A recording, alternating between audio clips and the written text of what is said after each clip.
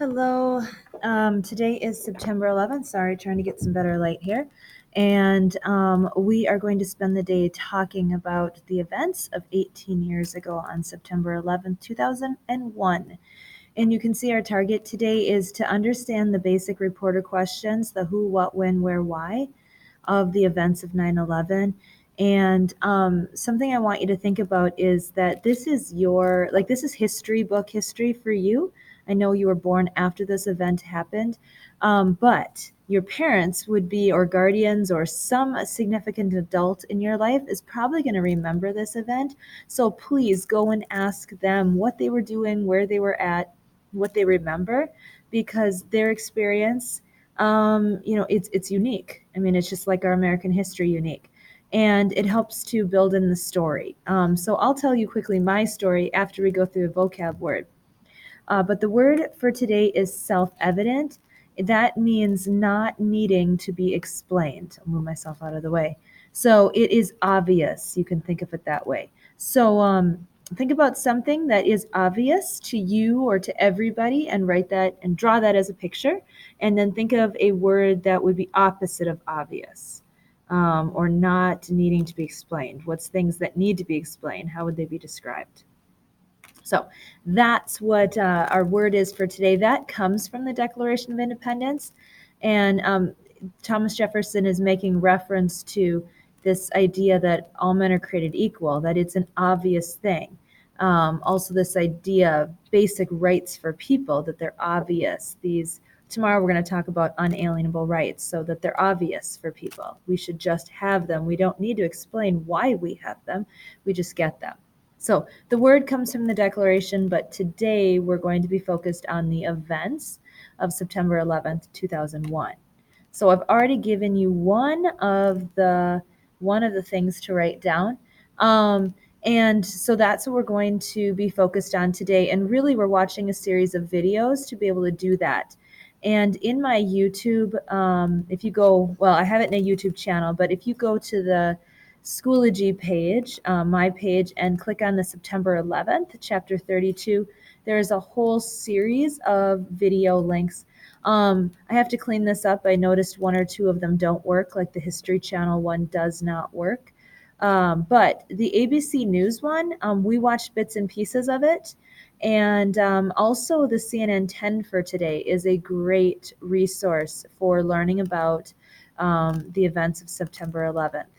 But I just want you to look into, you can even Google the who, what, when, where, why of the events.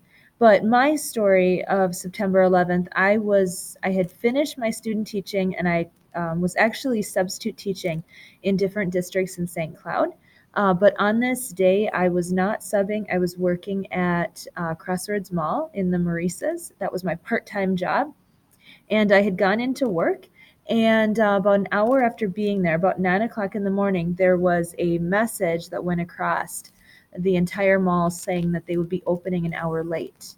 And we all kind of wondered what was going on. We didn't have cell phones or smartphones particularly to call somebody or to even to look it up and see what was happening. So we ended up going out in the halls and talking to each other, trying to figure out what was going on, listening to the radio to figure it out. And then eventually, about a half an hour later, we get another intercom call saying they're closing the mall for the entire day, and they wanted all employees out of the building as soon as possible. So that was kind of a scary thing. Like, they didn't want people congregating in an area.